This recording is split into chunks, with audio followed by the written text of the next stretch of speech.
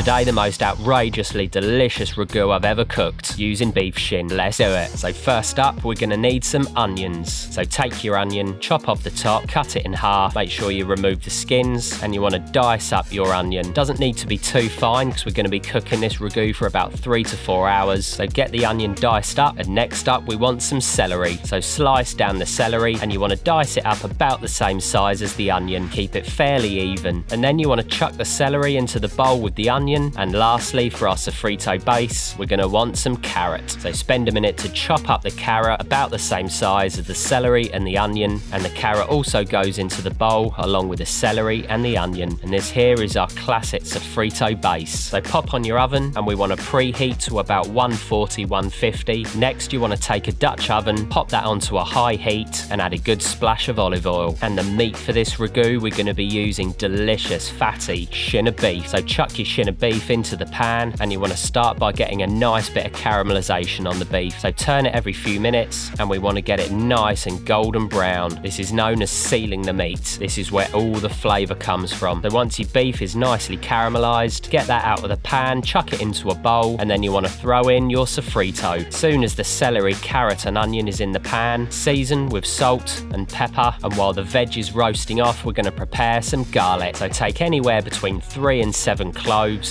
The amount is up to you. You wanna smash them with the back of a knife, remove the skins, and then dice up your garlic relatively fine. But again, this is slow cooked, so you don't have to be too precious about it. Chuck your diced garlic into a bowl, and then throw that into the pan with the sofrito. Give it a really good stir, and the trick here is to make sure that you really roast off your vegetables well before anything else goes in. This is just building up a real deep base of flavour. And while that's roasting off, the secret weapon for this ragu is going to be some amazing bone marrow. You can see the marrow inside the bone. It's really soft, so just take a sharp knife and then basically scrape out all of your marrow onto a chopping board. Once you've removed all of your marrow, make sure you keep the bones. We're going to be cooking those in the ragu, and then chuck your marrow into a bowl ready to stick in the ragu. And do me a favour and quickly hit that subscribe button below. And at this point, we want some tomato paste. Add a good tablespoon or 2 of your paste. Give that a good stir. Make sure you roast off your tomato for a couple of minutes, and then we want to deglaze with some red wine. So pour in a good glass of your red wine, reduce this down until it's nice and syrupy and the alcohol is burned off, and then some beef stock. Pour in some of your beef stock. How much you use is entirely up to you. And now you want to chuck in your bone marrow. So get that in there, stir that into the sauce, and then chuck back in your beef. Also, you want to chuck in the bones. And next up, you want half tomato passata and half plum tomatoes. Pour that into the Dutch oven, give it a really good stir through, and then you want to bring that up to a boil. Once it's boiling, stick on a lid and then chuck the ragu into the oven. But don't forget your bay leaves. So pop 2 or 3 bay leaves into the ragu, and then we want to cook this nice and slow at about 140, 150 for about 3 to 4 hours. And this is going to make for an amazing indulgent ragu. And very quickly, give the video a thumbs up by hitting the like button below. And so after about 3.5 hours, get your ragu out of the oven, pop it back onto the hob on a low heat, and first you want to remove those marrow bones. So get those out. Also dig out your bay leaves, and then give it a really good stir through. Give it a taste. Add any more seasoning you need. Give it another good stir and a taste. Make sure you break up all of the meat, and then you want to stick your ragu to one side. Stick a saucepan onto the hob, pour in some boiling water, and you want to season the water generously. We want it as salty as the sea. So for this one, I like to use tagliatelle. Cook your pasta for about 2 minutes less than it says on the packet, and just before you drain your pasta, take a big mug, and we want to remove some of that pasta water to finish our sauce. So drain off your tagliatelle, chuck it back into the bowl, and then spoon in a couple of good ladles of our bone marrow and beef ragu. Give it a really good stir, add a couple of nice splashes of your pasta water, give it another good stir, and when it's as saucy as you want it, we're good to go. And you want to finish with a nice grating of some Parmesan cheese. And now all that's left to do is to get stuck in, and I'll see you next time.